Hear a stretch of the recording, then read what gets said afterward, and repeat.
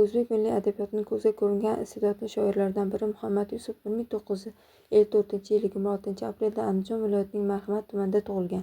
Shoirning dastlabki she'rlari 76-yil O'zbekiston adabiyoti va san'ati haftaligida bosilgan. Birinchi kitobi Tanish teraklar nomi bilan 1985-yilda chop etiladi.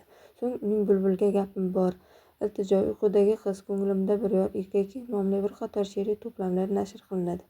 Shoir ishq-muhabbatni alqagan nazmi bilangina emas, uni vatanga cheksiz sadoqatni izhor etgan, istiqlolni va xalqni ulug'lagan she'rlari bilan ham yoshlarni sevimli shoirga aylandi. 70 yulduz yog'ilsa, 70 yulduz yog'ilsa, yarim oycha to'rolmas. 7 yanga yig'ilsa, bitta ona bo'lolmas. Ona tirik eshikka g'urbat yaqin yo'rolmas. Mening esa bag'rim qon, vayronaman onajon. Garchi biz yosh g'o'r edik, siz bor, biz ham zo'r edik. Bir mayizni 5 o'g'il 5 ga bo'lib yer edik. Goh talasak shu zamon onam aytsin der edik. Tushmi endi u zamon, hayronaman onajon. Tirik bo'lsa volidang, filga kuching yetarkan. Onang o'lsa boshingdan oftob o'tib ketarkan.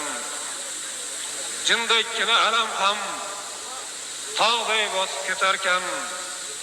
Ko'ksim to'la ming armon, to'lg'onaman onajon.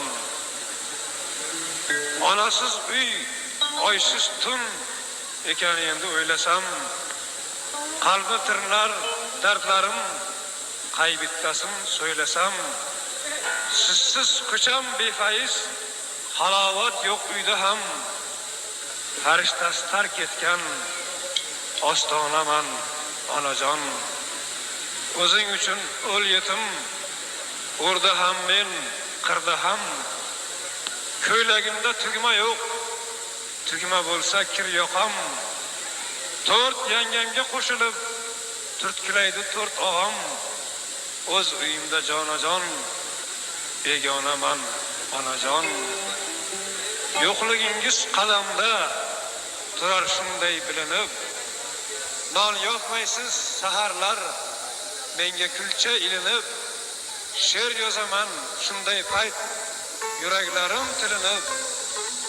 El ichra bir shoiriy devonaman onajon. Rahmat.